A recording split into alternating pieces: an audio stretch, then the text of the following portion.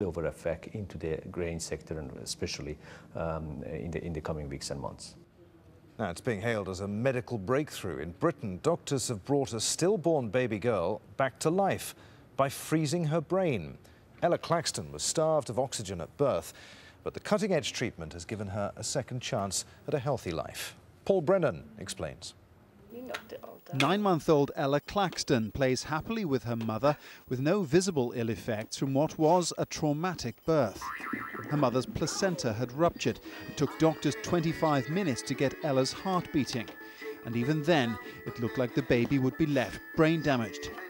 Ella, they decided, would have to go to a specialist unit 50 kilometres away in Cambridge. I didn't know what was going to happen, and they explained about this cooling treatment. That they were going to wrap her up and she was going to be cold for 72 hours, and we didn't know what the outcomes were going to be, but it was a matter of taking time by time, bit by bit. Ella's body temperature was cooled from 37 degrees to just 33.5 degrees. After 72 hours, her temperature was carefully brought back to normal. The brain damage, which would have been inevitable, had been prevented. The technique was finally passed as safe by the UK's clinical watchdog in May last year, after years of dedicated research by this man and his colleagues at Imperial College London. About 20 years of experimental studies led on to the clinical trials, which completed in about 2007. And since then, cooling has been introduced widely. Over 1,700 babies have benefited from cooling in the United Kingdom. And the chances of improving, of surviving without any brain injury have been increased by about 50% with this treatment. And the news is spreading rapidly. The work pioneered by the researchers here at Imperial College's Medical Sciences Centre involved cases from the UK, Hungary, Sweden, Finland and even Israel. But the benefits are now being felt worldwide, as far afield as America and Australia. Inevitably, more research is always needed. The UK remains the only country with a national register of babies treated this way.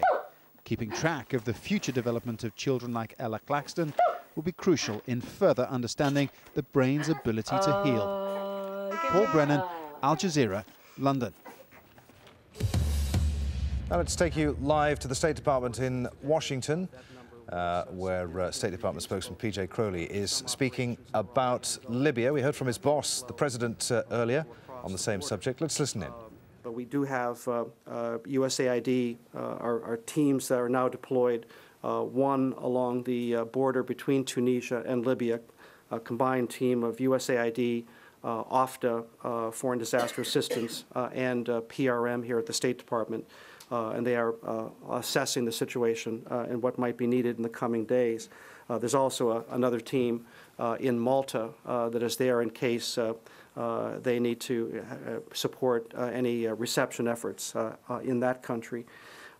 We are working to provide, we've provided already $2 million to the International Organization for Migration to support these emergency evacuations. And we are in the process of working to put in place an additional $15 million across the international organizations and NGOs that are currently working on this challenge. What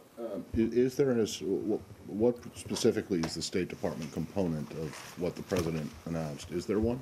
Well, we would be chartering the civilian aircraft if, and like I say, there's some operations that are going on, very limited infrastructure along the border, but we have aircraft, both military and civilian, standing by to be sent there on an as-needed basis. And where would they be going? All to their home countries? I mean, well, the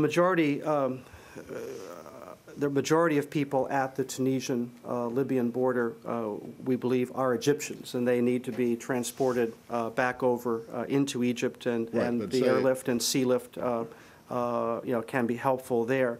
There have been maybe 77,000 people that we estimate have flowed across the Libyan-Egyptian border, but we don't have the same situation on that side of. Well, what I'm trying to get at, if you happen to be from New Zealand and you're stranded there, are you going to fly them all the way? I mean, a country that's not particularly close. Are you prepared to fly them all the way I think what home? we're trying to do, because of the conditions there, it's cold at night, is first do everything we can to to scale down the number of people who are exposed to the elements along the border, and then, to the extent that we can get a significant complement of people back to Egypt, as one example, that allows you then to address the specific needs of others. State Department spokesman P.J. Crowley there speaking to the press, fleshing out what his boss was saying earlier about the U.S. commitment to provide planes to airlift those stranded at Libya's borders out of the country.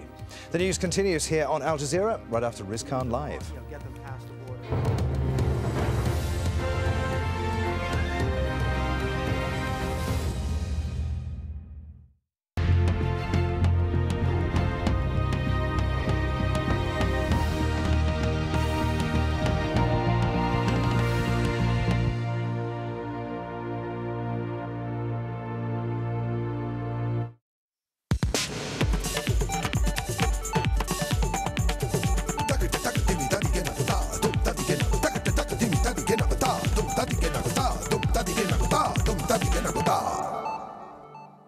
Hello and welcome from New York. When the Berlin Wall came down, he played a concert at the site of that Cold War-era barrier. But what chance is there that Roger Waters, the iconic founder of the rock band Pink Floyd, might perform where the West Bank Wall now stands?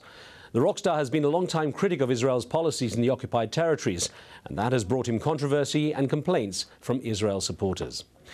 Human rights groups have denounced it as a tool for segregation, and the International Court of Justice has ruled that its construction is contrary to international law.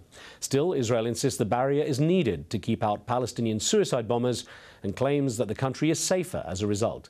Palestinians see it as a way for Israel to steal their land and humiliate them, and to protect Jewish settlers in the occupied territories.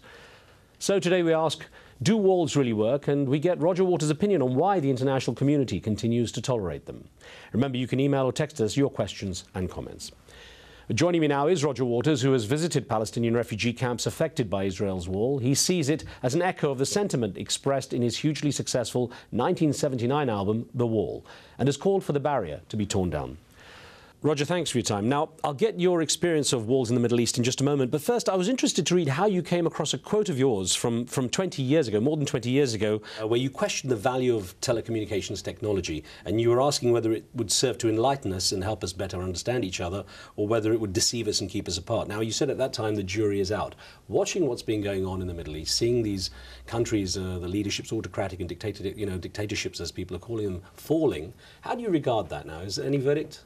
Well, one hardly dares to be optimistic about these things, but it does seem as if the internet in general and sort of Facebook and Twitter in particular are accomplishing the end of allowing people, whatever their age and status might be, to communicate with one another across national and religious and ideological boundaries that was not possible before. So I'm horrified as I am by the bloodshed that's going on everywhere. I'm nevertheless encouraged by that fact. Now, of course, you see the impact of music. You know the power of unity that can come from an iconic song, for example. Now, could you have expected